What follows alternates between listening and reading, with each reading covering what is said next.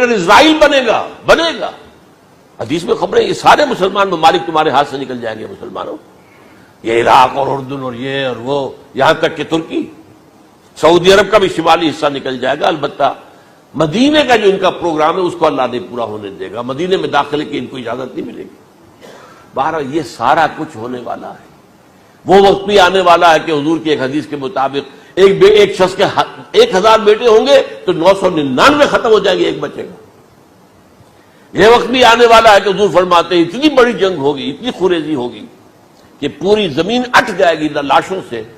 تو پرندہ جو ہے کوئی، ایک تو پرندے ہوتے ہیں کہ جو مردار خور ہے، گدھ ہے، وہ تو بڑی خوشی سے اتریں گے، تناول فرمائیں گے لاشوں کو. اسی طریقے سے کوے ہیں، چیلے ہیں.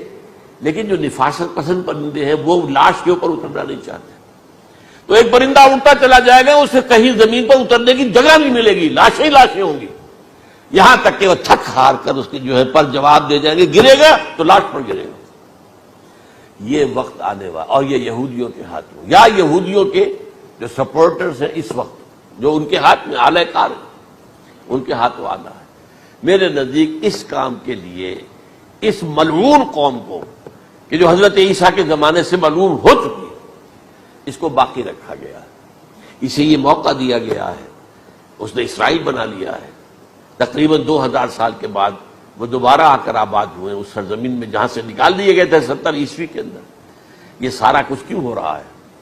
ان کا یہ استثناء کیوں کیا گیا؟ یہ بڑی تلخ بات ہے، یہ یاد کر لیجیے. کیونکہ یا تو قوم اسی وقت ہلاک کر دی جاتی، جیسا کہ ہوا قوم نوح، قوم ہود، قوم عاد، قوم سمود، قوم شعیب. یہ ہوا کہ نہیں ہوا؟ اور سدوم اور عمورہ کی بستیاں جہاں حضرت لوط بھیجے گئے، اور آل فرعون جو ہلاک کیے گئے. یا تو پوری قوم ہلاک کی جاتی، نہیں.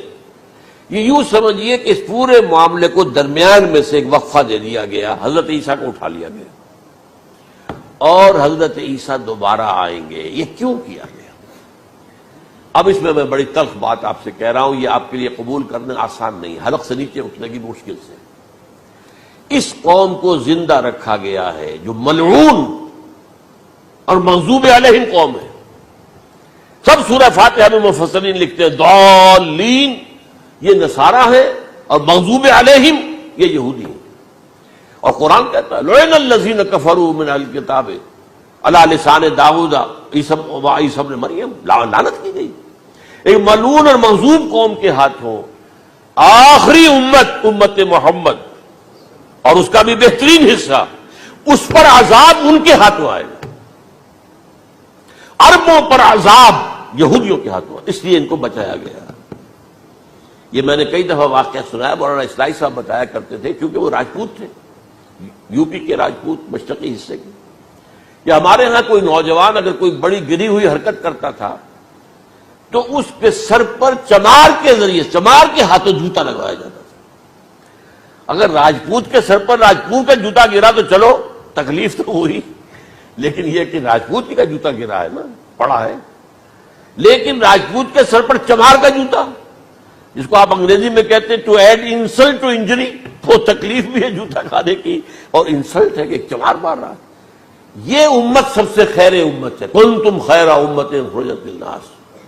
اس کے لیے عذاب بھی بدترین آئے گا. اور کن پر آئے گا؟